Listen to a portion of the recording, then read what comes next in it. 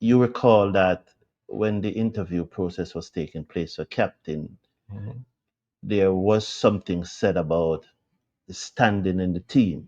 That was one of the criteria to interview, standing in the team.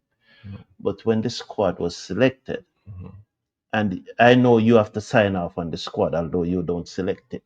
Yes. Did you ask any question why Joshua DaSilva was not included? Or were you comfortable with the squad that was presented to you? When it was presented to me, it came with a rationale for the person selected. So effectively, you had Sheho coming back into the squad who was expected to wicket keep. You had the incumbent wicket keeper at the time was Tevin Imlak because he had replaced Joshua in the 11 in the Pakistan series, which was the most recent series before the squad was selected.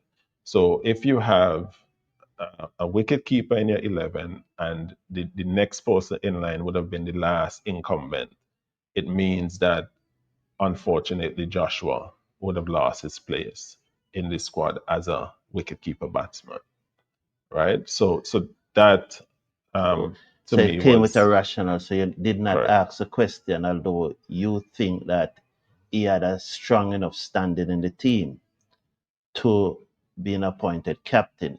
For if you said that the one of the one of the criteria, criteria, but right? remember that it's a criteria that is rated. So It when may it be a when it, lower ranking criteria run. It may be one. no, that particular criteria is rated. So standing in the team, if you're you might be it might be rated scored at 5 if you're guaranteed to be in the 11, and it may be rated at 1 or 2 if it's not so clear Yeah, whether or not you would be in yeah, the 11. I understand that. What the question I want to ask though, Mhm. it was conceivable, although it's not the reality, it was conceivable Mhm. that Joshua Da Silva may have had the highest score in that interview for being captain.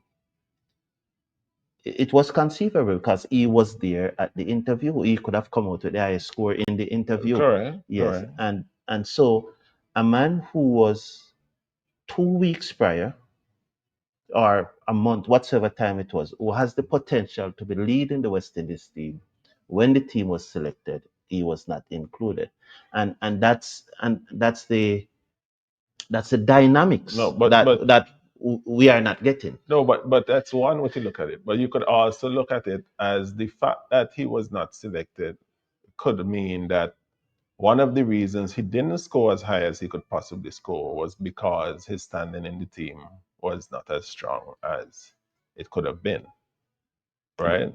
And I mean, if you look at it logically, that will make the most sense. That would have been one of the areas that he may have not scored as well in, just based on the fact that when the team was eventually selected, that he was not there.